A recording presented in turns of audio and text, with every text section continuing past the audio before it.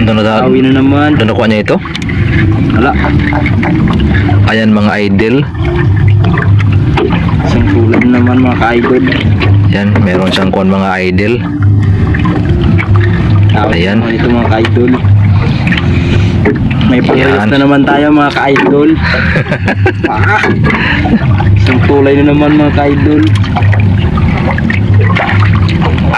Idol. Ayan. Ito yung pamay namin mga ka-idol. Yan, mga idol oh. Sintak-sintak. Ayan mga idol oh. Naayos na yung kanyang ano, sintak. Sintak tawag nito. Itong pain namin mga idol oh.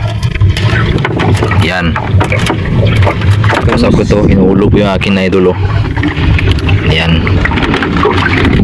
Yan ang kuha namin. Yan oh. Kunti pa lang. Itong box namin na idol, yan. Puno na yan. Mga 12 kilos siguro yan mga idol. So sana marami pang makuha. Idol oh. So mamaya naman idol ha. Mga idol. Another dog. Sunod-sunod mga idol.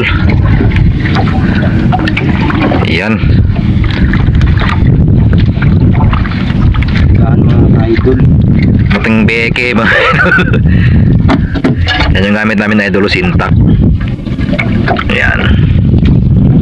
Ah, yan ang mga idol oh. Malaking matang baka mga idol. Yan oh. Yan. Idol. Bakit naman mapuno yung isang lalagyan idol? Estimate ko mga idol, nasa mga 15 kilos na yung nakuha namin mga idol. Ito guys, lahat-lahat yung nakuha namin ito. Yan. Isang yan. Yan guys oh. Barakuda. Tapos yan pa. Sa loob. Yun. Ngayon, ang matang baka. Yan o. Malaking matang baka. Ang baka guys. Yan.